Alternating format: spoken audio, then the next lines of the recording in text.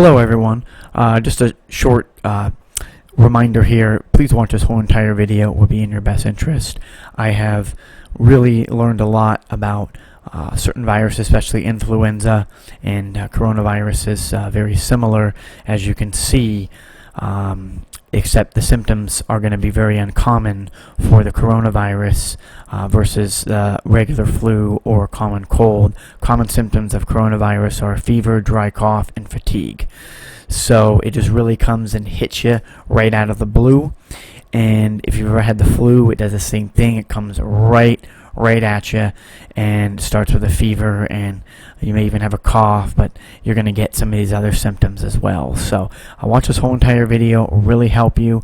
And if you have any underlying issues, then you really need to start working on your health, because in severe disease you can really get a lot of complications with the coronavirus. Just like the flu is actually a lot more deadly at this point, since that's around every year, and that's just something that is very well known. If you don't know about that, I'm going to show you some more information here on what to do and how you'll be able to hopefully prevent this, and if you do get it, to help put you at ease and overcome this issue. So far, the new coronavirus has led to more than 100,000 illnesses and more than 3,000 deaths worldwide. Now, this is very small compared to the flu, and this is why I'm showing you this, which is basically called influenza. A lot of you are aware of this. I've had it mainly years ago when I was very unhealthy, 7-8 years ago, and I know the power of influenza. And when you're unhealthy, it makes influenza much worse, and it's very difficult for some people, and this is why people end up having complications that sometimes lead to death. Not trying to scare anyone, just keeping people aware. So the healthier you are, the easier it's going to be for influenza or coronavirus or anything that you get, cold, the common cold that's out there. So in the U.S. alone, the flu has caused an estimated 32 million illnesses and 310,000 hospitalizations and 18,000 deaths this season, according to the Centers for Disease Control.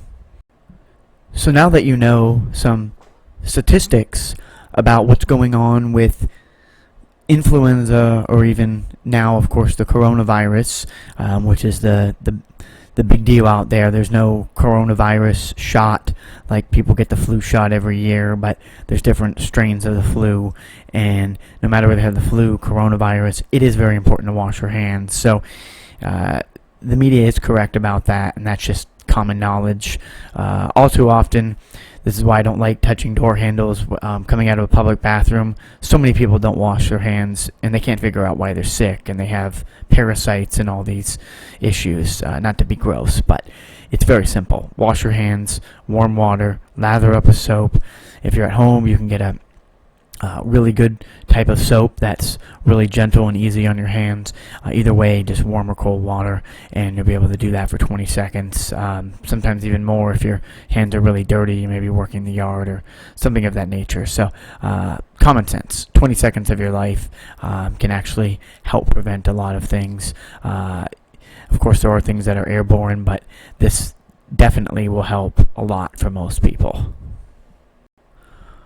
Okay, so now I want to explain a little bit more about influenza, just because influenza and the coronavirus are going to be very similar, because they are a virus and they're all going to replicate. And just for those of you that don't know, and I'm not going to really show more of the information, I'm just going to tell you verbally, there are a lot of coronaviruses that people encounter all the time, which is basically the common cold. So keep that in mind. It's really nothing new. It's just another virus, and it's going to get into the body, and it moves into the respiratory tract. So keep that in mind. The common cold can do the same thing. Hence, if you have complications, then it goes to pneumonia. That's really one of the #1 reasons why people die. Let's take a great example of somebody that was, I've done videos on before, that was really into fitness, very healthy, even for his age, and that was Jack LaLanne. Unfortunately, what was his demise? It was pneumonia. So if people are prepared, and I'm going to give you some more tips here coming very soon that are going to give you step by step of what you need to do. If you're prepared and you know how to encounter this, it's still going to obviously cause you some pain and discomfort, but you'll be able to move forward, and you'll be able to most likely, move to the finish line and let the body do what it needs to, and obviously be able to heal. Because any virus replicates, and it's going to make copies of itself, kind of like taking a copy machine and copy after copy after copy. So you want to slow down those copies. And this is where these tips I'm going to show you coming up are going to be very, very important. So it puts a halt on the copying machine and basically breaks the virus replication so it can't keep copying all the time. And you still have to worry about those ones that it already did, but then the body will be able to come back on track, and that's why we have an immune system. But remember that this is where the problem happens with any type of virus. It's the replication. So now, while you're in basically the middle of either any type of virus, or even the common cold is actually usually a virus, but influenza, coronavirus, whatever it may be, the body's natural defense and what it's going to do to help put up the fight is it's going to usually give you a high fever. And this is where the coronavirus will creep right on you, just like the flu will. All of a sudden you're fine, and the next minute, bam, it hits you hard. So again, the fever is the body's natural response, but if it gets too high, then it can kill you. So I'm going to show you here what you need to do when you actually have a fever. What I personally use when I have a fever or have had a fever is I use a very simple washcloth or any type of cloth with a cold compress. This is not ice cold, but just some water from your kitchen sink, and you could put this over your head to really kind of help cool down your body. You could even put some water around your back of your neck, or in front of your neck, or on your upper back and around your chest. Will also help as well to kind of break that fever if it's getting too high. You never want to have a fever, as I just showed you previously, that gets over 103 degrees. It can definitely cause more complications, so you want to try to bring that down with a cold compress is one way, and then I'm going to show you something else that's going to really help you, and is very important in the next clip. My favorite form of hydration is coconut water. And 7-8 years ago, when I wasn't really using it from a fresh coconut, as I'm showing here, you could also use a young coconut. That's pretty much what I use. But the fresh coconut water is extremely good on hydration and will help you if you are having some type of dehydration, or definitely you're gonna get some fluid loss from having any type of viral infection, such as common cold, the coronavirus, or the flu, of course. So whether you have the flu, the coronavirus, it doesn't matter. You need to hydrate. Now, there are some store-bought ones. Unfortunately, the store-bought ones are not something that I really recommend, but there is some brands that you can get the pink coconut water from, harmless coconut water, but really the store-bought ones are not the greatest, but it's better than nothing at all if that's all you can get. I personally wouldn't use any type of commercial brands such as Gatorade that are full of sugar, and the store-bought ones typically can say no sugar added, but it's still a lot better than using anything that's kind of made in the lab. So that's just been my experience. I have used the store-bought ones like Vita Coca, and those are not what I recommend. I recommend from a coconut, but again, use what you have. This is a great form of hydration. Another great form of hydration, and has a lot of vitamin C, which I'm going to show you here, that you can pair with a few other very powerful antioxidants that will really, really help reduce the duration of having the coronavirus, or once again any type of virus that you may have picked up, encountered, and obviously is in your body. You want to really reduce that, and unpasteurized orange juice is very important. And I know there's a lot of information out there that may tell you otherwise, that you need to pasteurize orange juice. If you listen to these people, you're not going to get healthy, and unfortunately there's a lot of misinformation out there. I can't tell you what to do, but what I personally would do, I would never pasteurize orange juice. Here is an article stating, just like milk, we want to make sure juice is safe. And then, of course, they have a PhD, so of course we have to listen to them, right? Director of the Center for Food Safety at the University of Georgia tells pasteurization is crucial. Well, when Mr. PhD actually understands how a virus operates and how the body actually heals, Mr. PhD would actually understand that you don't pasteurize anything. Pasteurization may reduce some types of vitamins in foods in insignificant ways. That's one of the reasons why you don't want to use pasteurization, especially in juices. And pasteurization, the most important thing is, it may diminish vitamin C found in orange juice. So there you have it, folks. Unpasteurized orange juice is what you need. So remember, vitamin C is your friend, but it's only your friend from a fresh source. Do not take vitamin C pills that are ascorbic acid or any of the nonsense that comes in a bottle, because fresh cannot be duplicated. You cannot isolate vitamin C from an orange and put it in a bottle. Therefore, that would be poison. So for those of you that are not aware of the dangers of taking vitamin C supplements, just understand that you're going to double your risk of getting a kidney stone by taking vitamin C and pulling it instead of using a fresh orange or unpasteurized orange juice, and you're trying to pull that vitamin C and from that orange and isolate it and put it into a bottle. Your risk of kidney stones goes up. So remember that now you're turning it into an oxalate form. So, and this is obviously going to lead to more stones the more you do this. So why is vitamin C so important? Well, antioxidants can act as pro-oxidants. Vitamin C is also known to act as a pro-oxidant in vitro. So, an antioxidant, vitamin C, reduces oxidating substances, such as hydrogen peroxide. Hydrogen peroxide is an oxidating substance, meaning it does the opposite of what an antioxidant does to reduce oxidation. So you want to avoid anything that is oxidizing. Oxidizing is bad.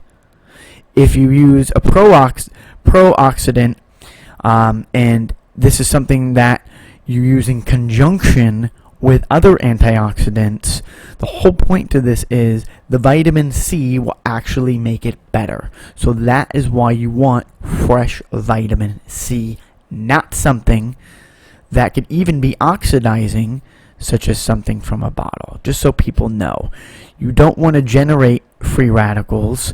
You want to eliminate and reduce free radicals, which are caused by oxidation.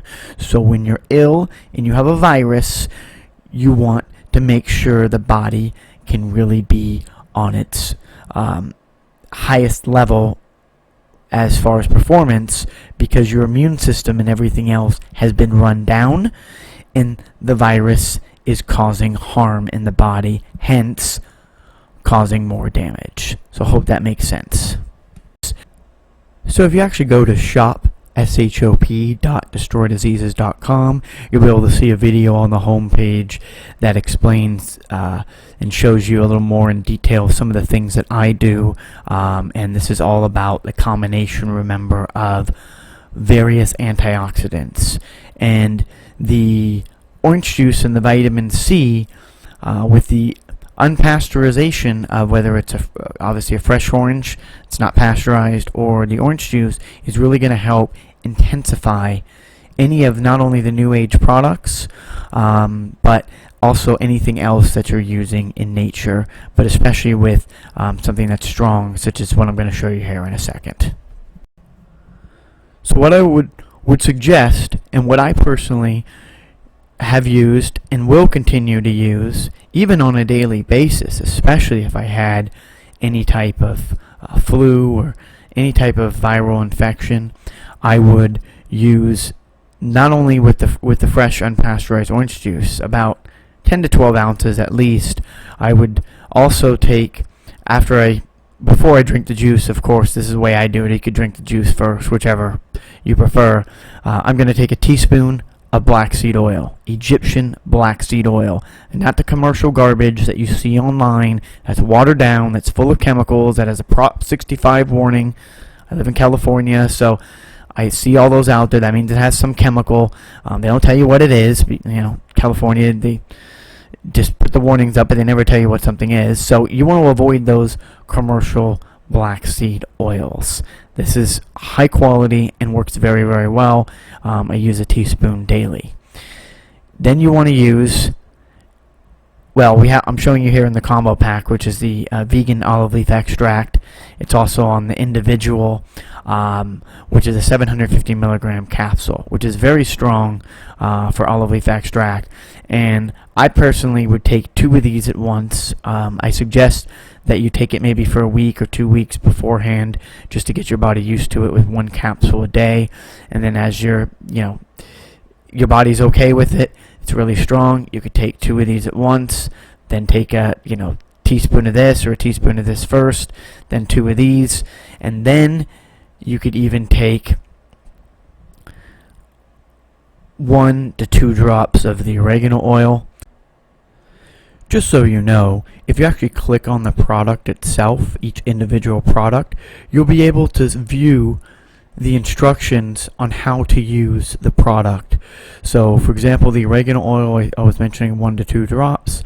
You could actually start this with 6 to 8 ounces of water. I personally like it a lot stronger, so I may only use maybe 2 ounces or 3 ounces of water when I actually take mine, maybe 4 ounces if I'm using maybe 5 or 6 drops. But at this point, you need to work with what works best for your body and your needs. So really start out with only using 6 to 8 ounces of water with a couple drops, because the product is very strong. Always use coconut oil on your lips, cold pressed or raw coconut oil. This way you won't feel any burning sensation on your lips when the oregano oil touches it. That will cool it right away. You can use the coconut oil before you actually drink it. That's what I personally do.